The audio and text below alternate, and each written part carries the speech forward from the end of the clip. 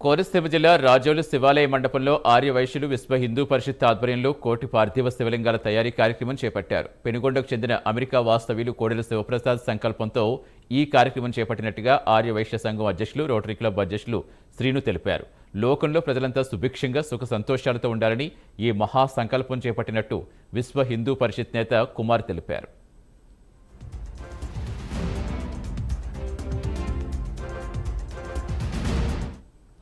హిందూ బంధువులందరికీ నమస్కారాలతో మన ఆదివాసీ జాతికి చెందినటువంటి పెనుగొండ వాస్తవ్యులు ప్రస్తుతం అమెరికాలో ఉంటున్నటువంటి కోడెల శివప్రసాద్ గారు వారి మిత్ర బృందం కలిపి లోక కళ్యాణార్థమై దేశం ప్రపంచం ముల్లోకాలు బాగుండాలనే సదుద్దేశంతో కోటి పార్థివ శివలింగాలు తయారు చేయాలని చెప్పి శివుడాజ్ఞ లేనిదే చిన్న ఏమైనా కొట్టదనే ఉద్దేశంతో ఆ వాస్తవాన్ని నిజం చేస్తూ కోటి పార్థివ శివలింగాల కార్యక్రమాన్ని ప్రారంభించారు.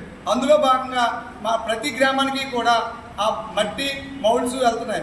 మన రాజోల్ గ్రామంలో మన ఆదివాసీ సంఘ అధ్యక్షులు కాసు శ్రీనివాస్ గారు, మహిళా సంఘ అధ్యక్షురాలు కాసు భవానీ గారు, వాసవి వనితా క్లబ్ ప్రెసిడెంట్ గెల్లి అన్నపూర్ణ గారు, విశ్వ హిందూ పరిషత్తు ఈ సంయుక్త ఆధ్వర్యంలో ఈ కోటి శివలింగాల కార్యక్రమంలో భాగంగా గత 10 రోజుల నుంచి కూడా 10,000 శివలింగాలు తయారు చేశారు.